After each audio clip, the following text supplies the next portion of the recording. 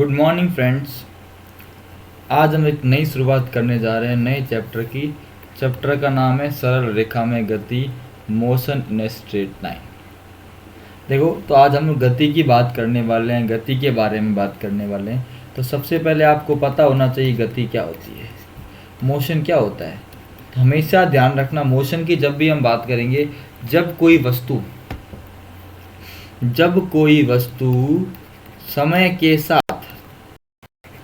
जब कोई वस्तु, कण या पिंड कुछ भी ले लो, समय के साथ अपनी स्थिति परिवर्तित करता है, समय के साथ अपनी स्थिति परिवर्तित करता है,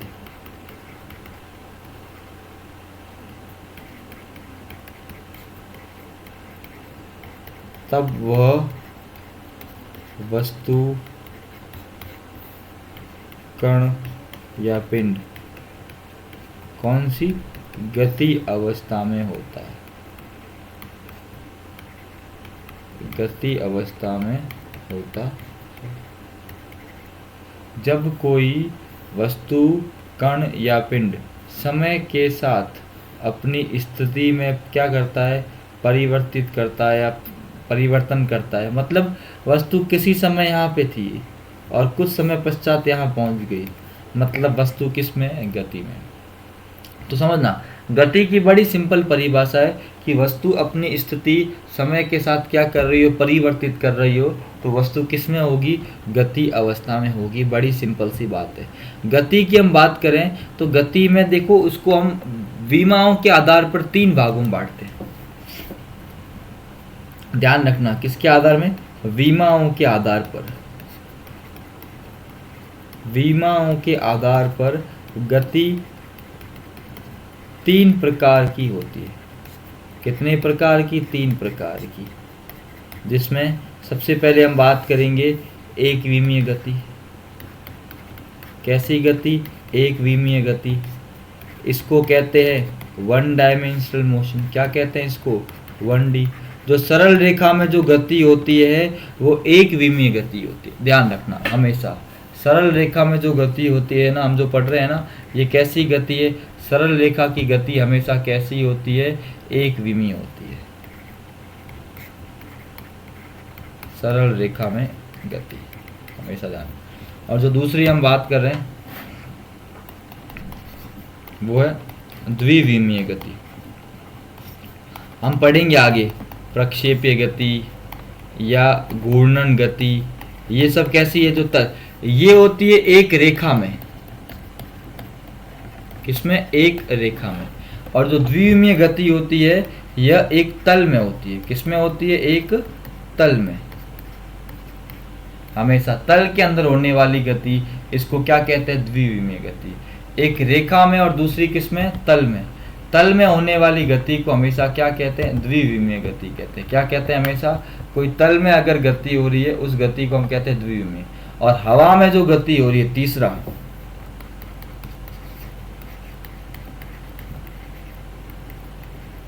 ठीक है ना। इसकी बताऊं, इसके उदाहरण क्या है, इसका उदाहरण है पक्षी, आकाश में पक्षी की गति,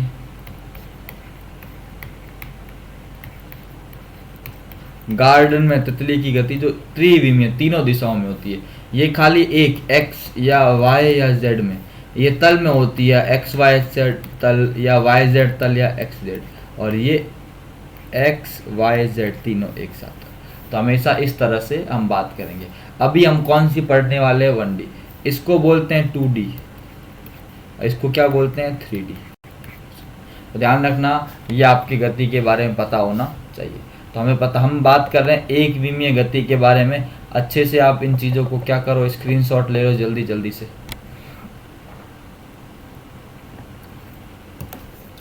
जल्दी स्क्रीनशॉट ले लो।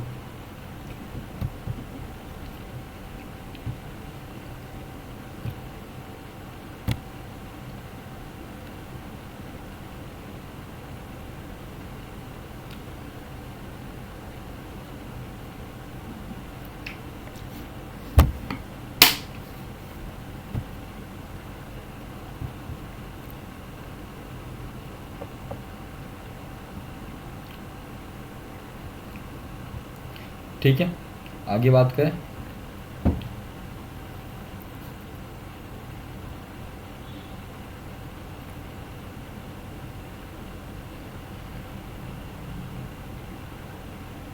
बीच में थोड़ा सा, एक सेकंड, थोड़ा सा कंप्यूटर हैंग हो गया, एक सेकंड दो मुझे, थोड़ा सा आपके ये हैंग हो गया। चलो आगे बढ़ते हैं।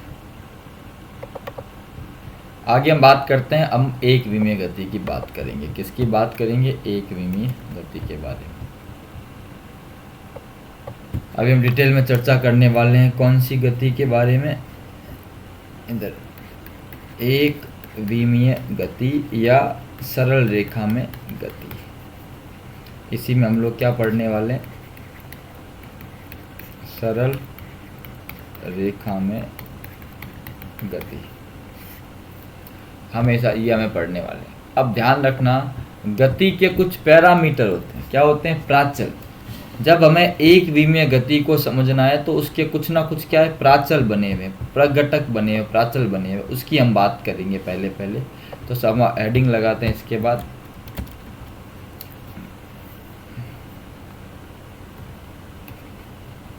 गति के प्राचल,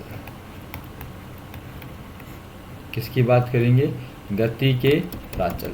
अगर हमें एक विमीय गति का अध्ययन करना है तो इसके कुछ प्राचल होते हैं, उसका अध्ययन करना बहुत ज़्यादा जरूरी है। अभी हम बात करेंगे गति के प्राचल के बारे में। किसके बारे में? गति के प्राचल के बारे में। ठीक है, ठीक है। अभी हम बात करने वाले हैं इस गति के प्राचल के बारे में। ठीक है,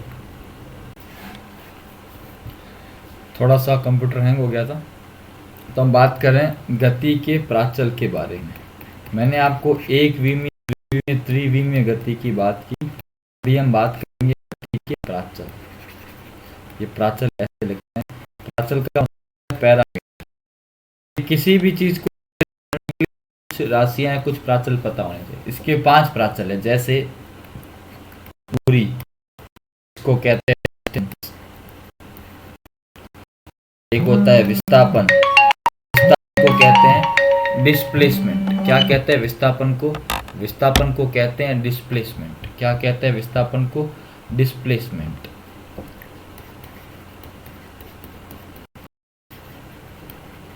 ठीक है, एक हम पढ़ेंगे स्पीड या चाल, एक हम पढ़ेंगे वेलोसिटी, इसको कहते हैं वेग, और एक हम पढ़ेंगे को कहते हैं एक्सेलरेशन। तो ये 5 प्राचल हैं जिनका हमें अध्ययन करना पड़ता है गति के अध्ययन के लिए। देखो, गति मैंने बता दी, एक विमीय गति, द्विविमीय, त्रिविमीय। यहाँ हमको सरल रेखा में गति पढ़नी, तो इन 5 प्राचल का हमको क्या करना पड़ेगा? अध्ययन करना पड़ेगा। ध्यान रखना, इन 5 प्राचल के बारे में हमको क्या होना चाहिए? पता होना चाहिए। नोट कर लो एक बार इसका स्क्रीनशॉट, अगर आपको लेना हो तो आप इसका स्क्रीनशॉट ले सकते हैं। फिर मैं कुछ नई बातें आपको बताता हूँ, एक एक करके समझते जाओ। बहुत आसान है, बहुत बढ़िया चैप्टर, नया चैप्टर है। गति ये पूरी आपने पढ़ी भी है 9th क्लास में। तो हम सबसे पहले बात करते हैं दूरी व विस्थापन। हम सबसे पहले किसकी बात करेंगे? दूरी व विस्थापन। तुलना करके पढ़ेंगे दूरी व विस्थापन। तो अगर मैं तुलना की बात करूं, पहली बात क्या होती है? किसी भी वस्तु द्वारा गति,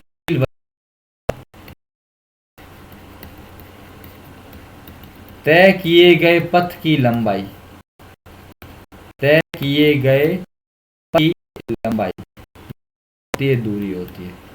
गतिशील वस्तु द्वारा तय किए गए पथ की लंबाई। और क्या होती है? गतिशील वस्तु की, गतिशील वस्तु की प्रारंभिक स्थिति व अंतिम स्थिति के बीच न्यूनतम दूरी। कैसी दूरी? न्यूनतम। समझना मेरी बात। वस्तु द्वारा तय किए गए पथ की कुल लंबाई को तो हम लोग क्या कहते हैं? दूरी कहते हैं। और वस्तु की प्रारंभिक स्थिति व अंतिम स्थिति के बीच की न्यूनतम दूरी को हम लोग क्या कहते हैं? विस्थापन। अब ध्यान रखना, दूसरा दूरी, इसका मात्रक क्या होगा? दूरी का मात्रक होता है मीटर। विस्थापन का मात्रक होता है, इसका मात्रक भी होता है मीटर। चाहे दूरी ले लो चाहे विस्थापन ले लो, मात्रक हमेशा क्या होगा, मीटर होगा। हमेशा ध्यान रखना, हमेशा ध्यान रखना, दूरी हमेशा क्या होती है, धनात्मक होती है, धनात्मक होती है, ध्यान रखना। विस्थापन तो पॉजिटिव भी हो सकता है, नेगेटिव भी हो सकता है। विस्थापन धनात्मक भी हो सकता है, ऋणात्मक भी हो सकता है, वह शून्य भी हो सकता है।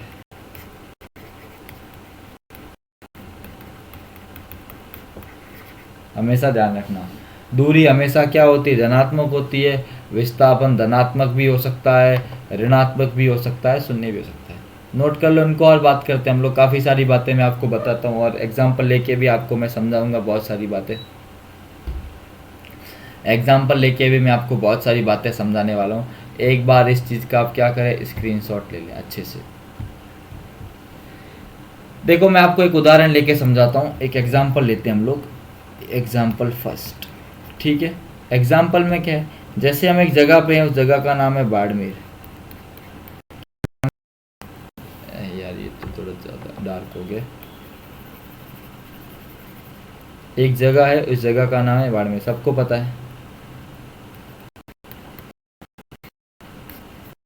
बाड़मेर से इधर लगभग 400 किलोमीटर पे क्या है, अहमदाबाद।